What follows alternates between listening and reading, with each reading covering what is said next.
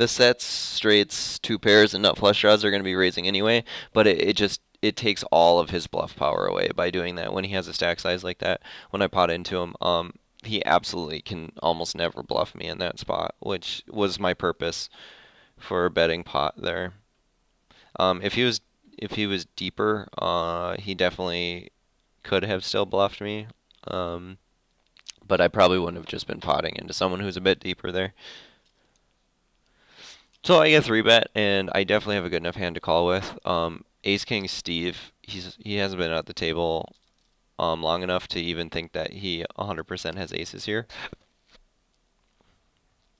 I now have backdoor clubs, backdoor diamonds, top pair. Um, Generally, someone does have aces or kings in the spot, but I think my hand's too good to fold. Um,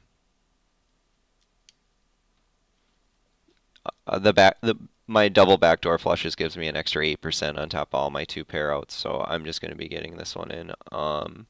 And kind of happy about it. And now I'm really happy about it because he decided to get in with an awful hand, and he goes running fives on me. Ouch. 'Tis the life of Omaha. Okay, so I definitely got it in as a major favorite, and it's unfortunate that he went the running 5-5 route especially when I picked up clubs on the turn too. But it happens. You'll see a lot of crazy weird shit in Omaha. So I'm going to note Steve since I don't have Poker Tracker up and just say willing to 3-bet less than primo hands pre-flop. Be willing to stack off with top 10% of hands. Okay, so that's just telling myself that anytime I have, a top 10 percenter, if I get 3-bet by Ace King Steve, I'll probably end up 4-betting for value. Um, so I have the king high flush here with a pair. I don't think that I'm going to get raised too often on a board like this, so I'm going to lead out. I get snap called. Ace King Steve is never going to be folding an ace, ever. I don't think he's ever going to be folding jacks, queens, kings, or anything like that. So there's not really any value in raising here. I think my hand's too good to fold as well. And I do hit the flush on the river, which I'm just gonna into a player like Ace King Steve. I'm just gonna be potting. And he ends up potting into me, which he definitely could have a boat here, and it'd be unfortunate. I am gonna make the call just because of seeing how he played the last hand. His hand values might be completely off. He may have made a flush himself, and he made a straight. So his hand values are completely he's not aware of hand value strength in Omaha. I could have even raised and got value there. So Ace King Steve is going to be a heavy action player. And anytime we have a pretty good hand, it definitely does not have to be the nuts. We can raise for value, and that hand just made it very apparent. I'm very aware of that now. On the right, didn't pay enough attention to this hand. Big sack lunch bets $1.50 on the turn after it checked around the flop. I'm gonna fold. You could make an argument for raising. I'm definitely never calling. King high flush draw could get us out of some trouble if I did decide to raise and he called.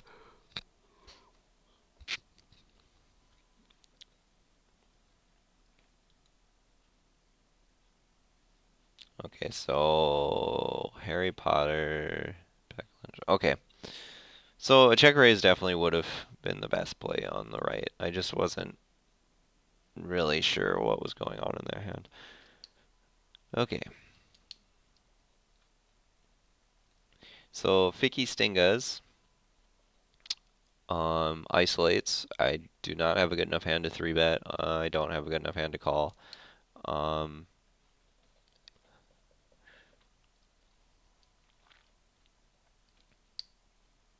we'll see how Ficky Stingas plays. I'm sure he's going to be c-betting. He seems like a relatively smarter guy, playing his position well and being aggressive. So Ace King Steve raises. He's on like super tilt mode, and this hand isn't very good. However, I think that he only has $10 left, and I want to be the one to get it. So I am gonna three bet. Planning to fold the four bets.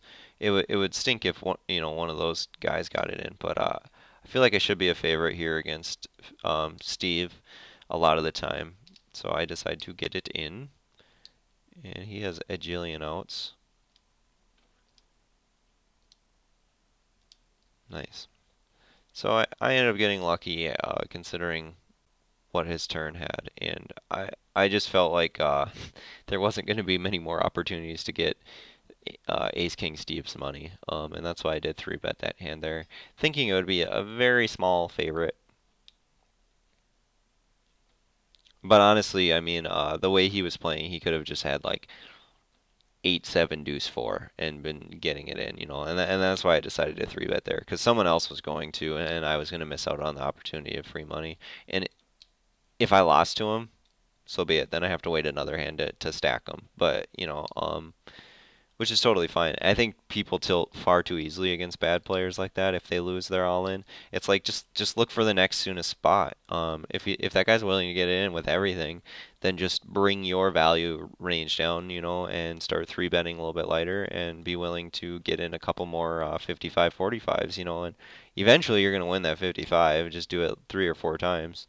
Um, and that guy was bound to go broke, even if he doubled off of me twice or 3 times.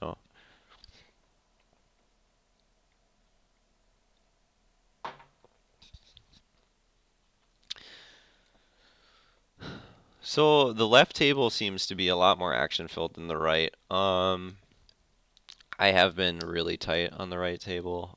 Not a whole lot's been going on. I'm gonna check this new message that they sent me. $1,000 guaranteed, 60 plus 6, or 6 plus 60.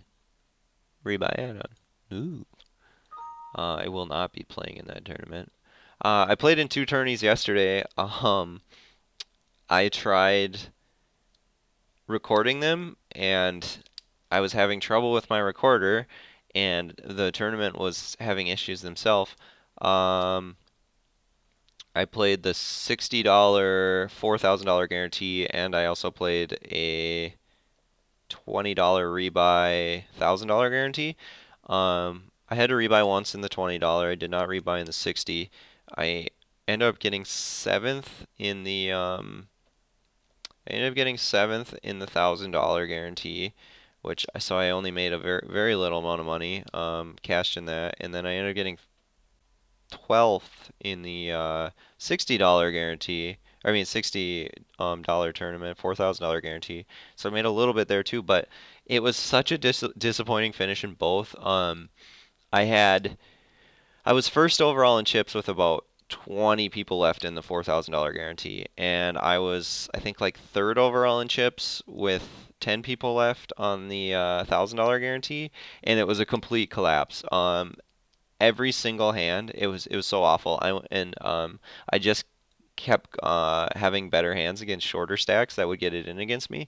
Like I had 100,000 chips when the average was about 50, and I kept getting in say like 20 or 25,000 against people, and I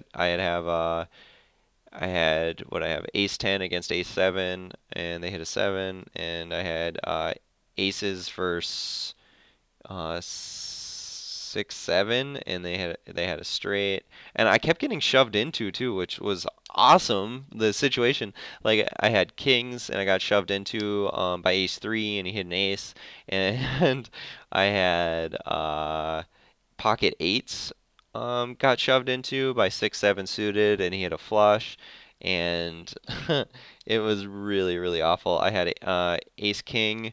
Um, and I shoved and got called by ace queen, and he hit a queen. I had ace 7 and against ace 6, and he hit a 6. It was like literally the worst final table run. I know I didn't make the final table on the other one. I got 12th, but both were just huge collapses, and sometimes there's just really nothing you can do. It was just not happening yesterday. I played really well post flop throughout the earlier rounds, and I really put a lot of pressure on and built the stack early. And by the time the blinds got really high, I just ran absolutely terrible.